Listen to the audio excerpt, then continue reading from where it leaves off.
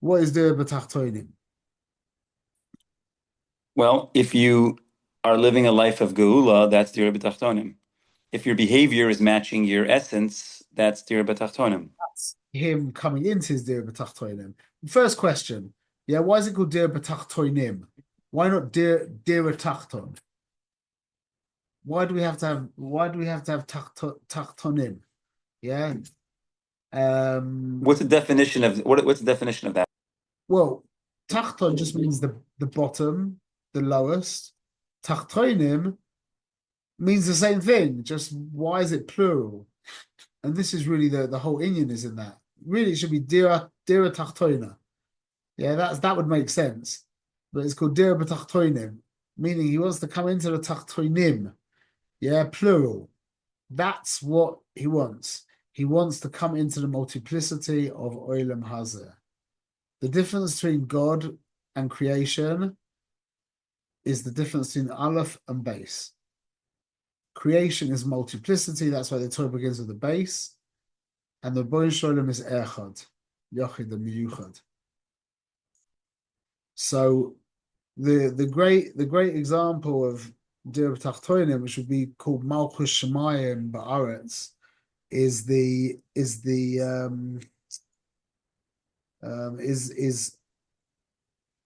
Havdil Amazon. Yeah, as we've said many times, but I've just been involved in a heavy purchase from Amazon. I just brought up Jeff Bezos's fortune by a few pennies.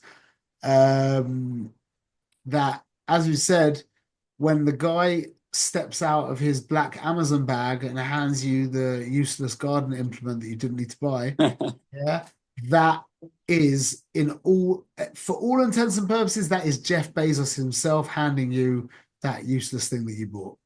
Yeah, that's basically him enclosed in this person. That's how it works. So Jeff Bezos is one, and his organization, which remember we define we translate Malchus as organization. That's a really helpful translation for Malchus.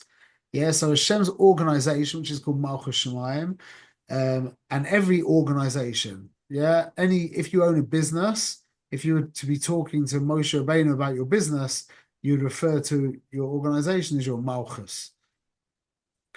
And when the whole system is in line and the guy who works at Amazon at the bottom of the pyramid is behaving correctly as he should, yeah, that means Jeff Bezos has come down and his Ratzon has been mispashate, has spread out down into the lowest level. And that lowest level is not typified, what's the way to say it? That lowest level is that lowest level is always a reboy. It's always a multiplicity. Okay. That's the idea of as you see, as the pyramid, that's why it's called a pyramid. Yeah, I know that nowadays they have very complex company structures and they flatten them and stuff like this, yeah. But this it's still basically always will always it gets more complex. But the basic idea is a pyramid. You've got the guy on the top, the CEO, and then you've got like the CFO and the COO and this whatever it is. And then you've got, the advisors and the managing directors, and then you've got the supervisors and the accounts people, and then you've got the mailmen and the delivery people, and you've got all the machines and whatever, and it just spreads out and out and out and out and out. So the an organization is actually I can't think of the word, not typified, is is always expressed, maybe, excuse me, in a reboy, in a multiplicity. You with me, Mike? You look confused. You got it? I'm trying to think of the word you're I'm trying to trying think to think of of. the word. You know what I'm saying? It's whatever it is, So manifest. a quick question. You said before the difference between Hashem and is it like the difference between Aleph and Bet? It's the difference between Hashem Creation. and creation. Creation is symbolized by the letter base, and Hashem is symbolized by the letter Aleph. The Aleph is Hashem for many reasons. Number one, it's one. Aleph itself is Aluf, means Aluf Shel Olam, the master of the world. It also manifest, it's silent, it has no sound, but if you put it before or after any letter and in any different nikud, it can manifest every single sound. Yes, it's silent, yet it can manifest every single sound. That sounds very godly. And also it's made of a vav and two yuds, depending on what chapter in the Arizah you're looking at. And that equals 26, which is Shem Havaya. And it's one, like we said, anyway. So it's also Aleph Lamed Pei. You know, you've got the 5 Mitzvahs pair. Yeah, the 5 places in the mouth, the 5 tools of articulation. You've got the throat, which is the guttural letters, which is Ches and Ayin, also Aleph. Yeah, then you've got the palate. 1 minute. No, then you've got another one. Then you've got the palate. Then you've got the tongue. Oh no, yeah. So you've got the throat, the palate, which is like lamed and cuff. You see your tongue hits the top of your mouth. Yeah, that's so the guttural letters are mamish in the throat. They're the deepest. They're the closest to who you are. Then the palatial, the palate letters. I forgot what it's called in Hebrew. That's like lamed and cuff, and there's others. That's the back of the throat, but coming higher than the gutturals. Then you've got the tongue, which is like dullard, yeah, dullard, and then you've got the teeth, which is like tsadi, and then you've got the lips, which is like mem, bays, yeah, bays, like we just said, is creation outer level.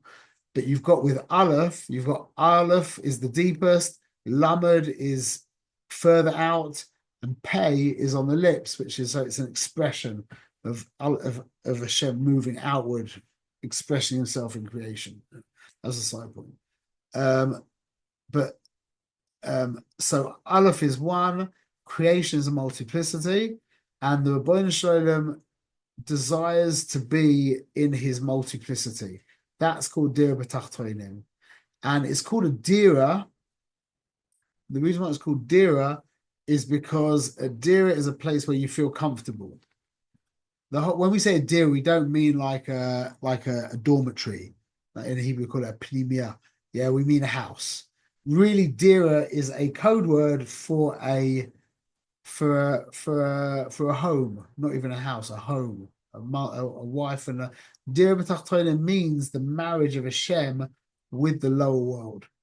That's what we're talking about. That means Hashem feels comfortable, which means we are taking care of his business in this world.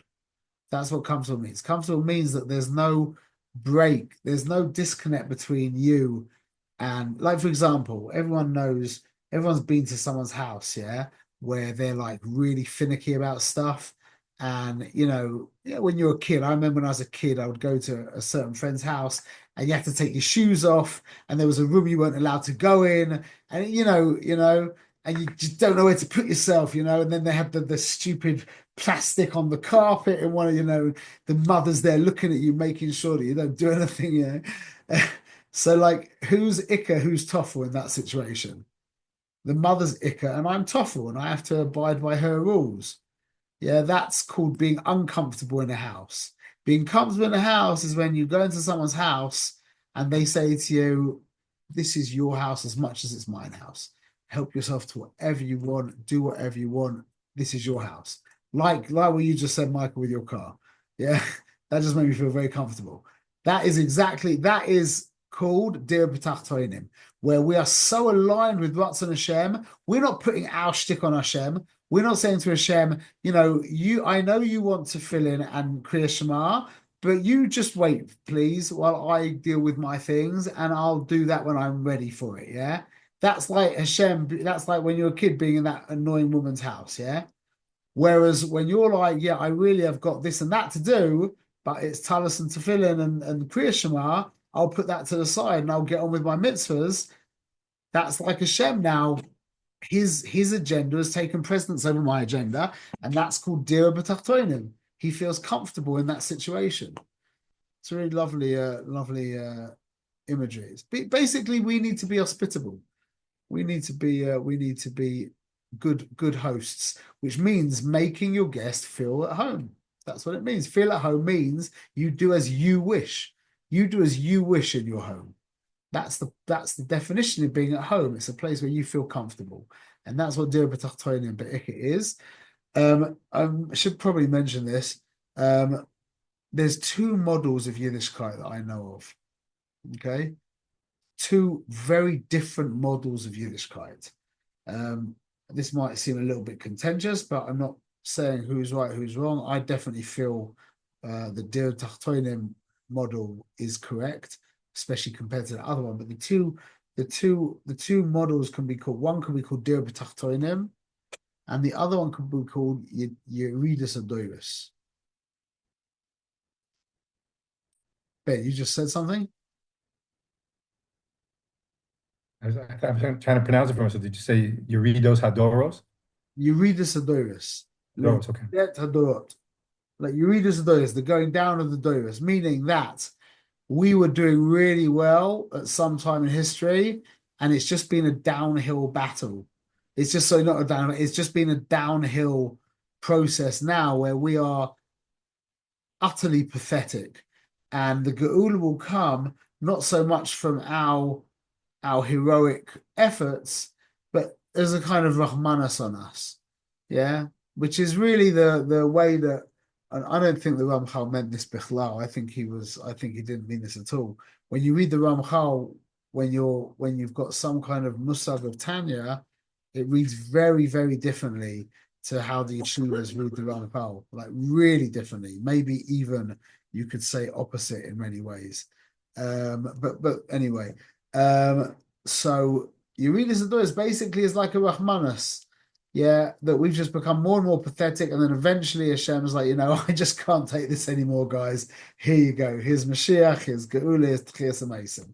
Yeah, Dira B'Tachtonim basically claims the opposite. That although maybe the graphics look a little bit worse, like maybe we don't look like Rabbi Shimon Bar Yochai and Rabbi Akiva and the Rambam and the Arizal and the Baal Shem Tov Chulei.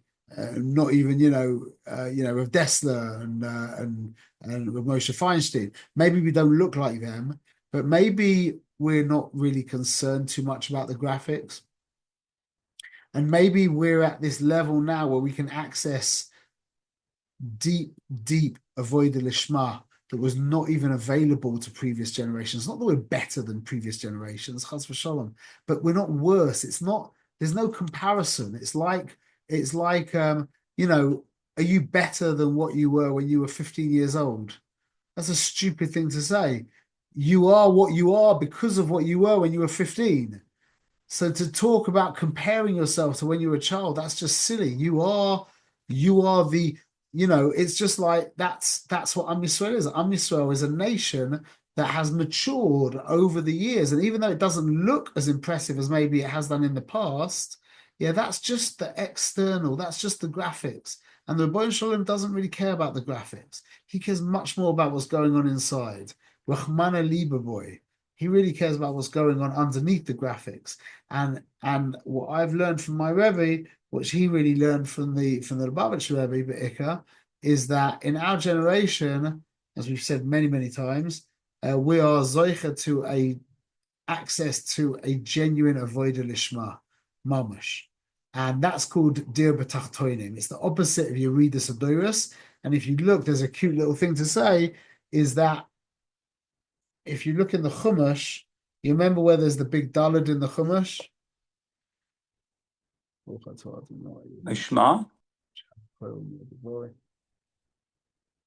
Yeah, a big Daled in the Shema. You remember where there's a big Reish?